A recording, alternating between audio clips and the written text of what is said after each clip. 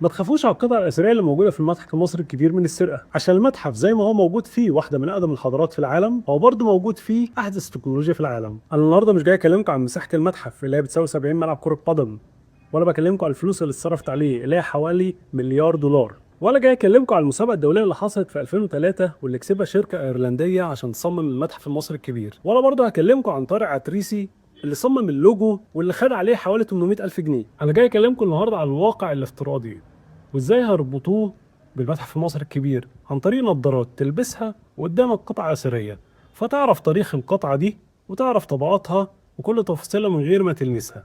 ده غير انه ممكن يعرض لك حبة مشاهد لدفن الموتى وقتها او بناة الاهرامات. وعشان لزوم الحركات اللي هي الصايعة بتاعتنا دي هيبقى في شاشات كبيرة من خلالها تقدر تتصور مع اي قطعة أثرية وتحط الايميل بتاعك ويجي لك على الايميل الصورة انت والقطعة. وعشان الناس المهتمية بالبحث العلمي وخاصة في الحضارة المصرية بتاعتنا، فتعمل قاعدة بيانات رقمية لكل قطعة أثرية، بحيث الناس لو عايزة من دول تانية عن بعد عايزين يعملوا سيرش ويدرسوا الحاجة دي عشان الأبحاث بتاعتهم، يقدروا من خلال قاعدة البيانات دي يعرفوا كل حاجة. ونيجي هنا للسؤال الأهم: ازاي هنحفظ القطع الاثريه بتاعتنا دي من السرقه وغيرها؟ والرد هنا ان في شركه اسمها جابيون، دي شركه اسبانيه ايطاليه عملت فاترين صغيره بس بتكنولوجيا عاليه جدا، بتتحكم في الرطوبه وتتحكم في الاضاءه وتتحكم في المناخ بشكل عام عشان تحفظ القطعه دي.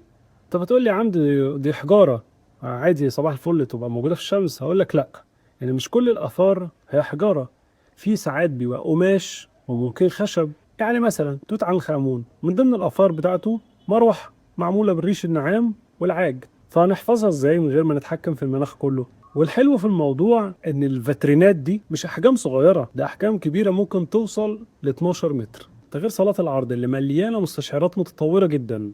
وكمان في بروتوكولات طوارئ عشان لو حصل اي تسريب او حصل اي عطل في المعدات. بعد كل اللي سمعته ده لسه قلقان على القطع الاثريه بتاعتنا؟